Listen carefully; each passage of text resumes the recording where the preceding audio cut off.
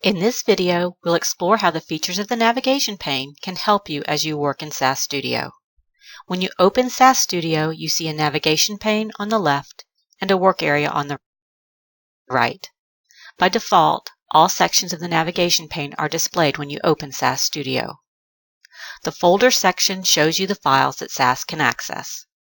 The type of SAS Studio deployment you are using determines the folders and files you can access from the Folders section. The files you see depend on how you are accessing SAS Studio. You might see your directory on a remote SAS server, or it might be your home directory on your local machine. If you want to know the location of a folder, right-click the folder and select Properties. You can see the location in the Folder Properties window. The Tasks section of the navigation pane enables you to access tasks in SAS Studio. Tasks are based on SAS procedures and generate SAS code and formatted results for you. SAS Studio is shipped with several predefined tasks that you can run. I'm going to use a predefined task to create a report. I'll expand the Tasks folder and then expand Data. Now I'll double-click the List Data task. The task opens in the Work area. I'll click the icon next to the Data field to select a table. I want to use the baseball table, which is stored in SAS Help. I'll expand SAS Help, select Baseball, and click OK. You can use the Roles area to associate variables with roles. A role is a description of a variable's purpose in the task. Required roles are indicated by a red asterisk. This task doesn't have any required roles. However, I do want to specify some roles so that I can customize my report. I want to include only a subset of the variables in my report. To do that, I'll click the Add Columns icon next to List Variables. A list of available columns for this role appears. I'll select Name, Team, and Salary, and then click OK. I want to group the data by team. I'll click the Add Columns icon next to Group Analysis. I'll select Team and click OK. As you make task selections, SAS generates code for you. You can see the code in the Code tab. I'm ready to create my report, so I'll click the Run icon. The report looks good, and I created it with just a few clicks. I see the variables I specified, and the data is grouped by team. You can take the code that a task generates and copy it for further editing, or to use it as a starting point for a more complex program. You can also make a copy of these predefined tasks to edit them, and you can create your own tasks.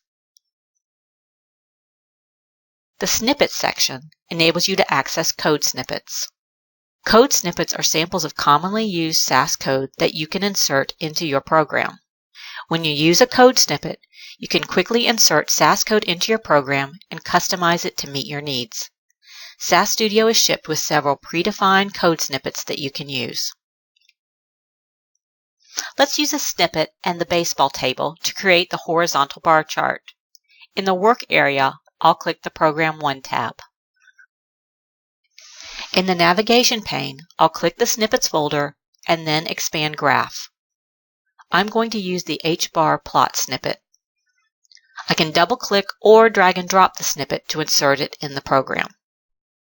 A snippet is designed to be a starting point, and this one could actually be run as is, but I can easily make changes to fit the example I'm working with. I'll change the title to Average Salary by Team. I need to specify the correct table, sashelp.baseball. I want a bar for each team, so I'll specify Team after H-bar. I'll specify salary for the response variable. I'll keep mean as the statistic, but I'll remove limits. I'll click the Run icon to submit the program. The bar chart appears in the Work area. It looks good. You can also create your own custom snippets and access them from the My Snippets folder. For example, suppose I want to save the changes I made to the H-bar plot snippet. In the Work area, I'll click the Code tab, and then click the Add to My Snippets icon. I'll name the snippet HBAR No Limits and click Save. My custom snippet is saved to the My Snippets folder. Whether you use tasks, code snippets, or write your own SAS code, the tables within a SAS program are referenced using SAS libraries. The Libraries section of the navigation pane enables you to access all of your libraries and the tables in the libraries.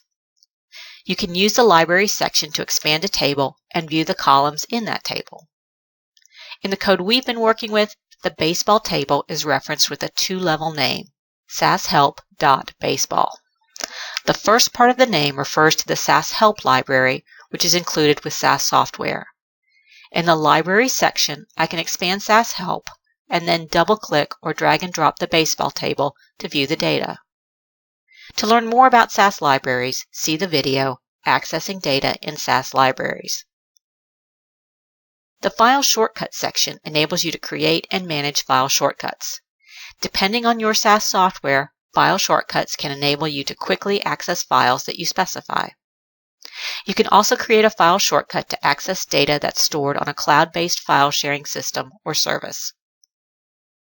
You can customize which sections of the navigation pane are displayed. For example, suppose I want to hide the File Shortcuts section.